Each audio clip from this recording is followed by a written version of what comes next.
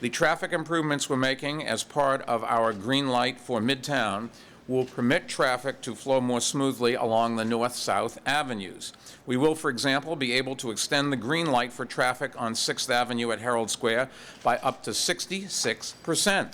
And also on 7th Avenue, which now narrows from 4 lanes to 3 between 47th and 44th Streets, will now open a 4th travel lane.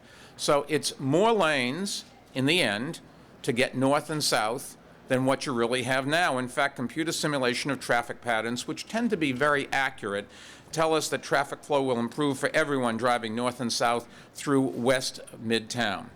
This first chart shows that average travel times are expected to improve up to 17% on 7th Avenue and up to 37% on 6th Avenue.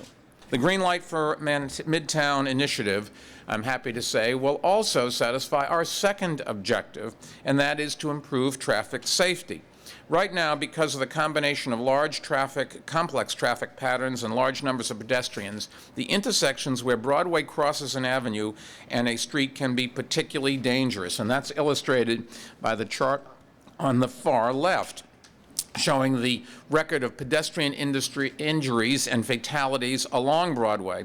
For example, Times Square, where you see those bigger red dots, which has more than 356,000 pedestrians every single weekday, averages 137% more vehicle accidents involving pedestrians than occur on nearby avenues. Taking cars off the affected blocks of Broadway should relieve this serious safety problem. Our pilot traffic improvements will also open more areas to pedestrians.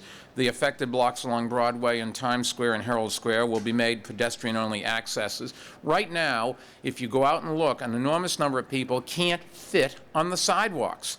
They walk in the streets. When you say this is just, you're going to have more pedestrians, well, if we are going to have more pedestrians, we have to accommodate them. But the bottom line is our current patterns just don't have the capacity to carry the number of pedestrians that we have. We're going to have, out of all of this, some pedestrian-only areas, and about 2.5 acres of new public space will be created in the process.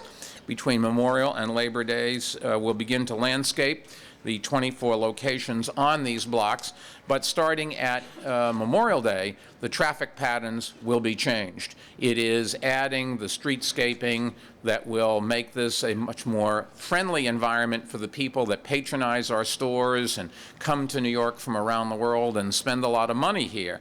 We believe these new pedestrian areas will prove popular with shoppers and office workers and tourists, and increase foot traffic and sales at local stores and restaurants. And all that would be welcome news during this recession.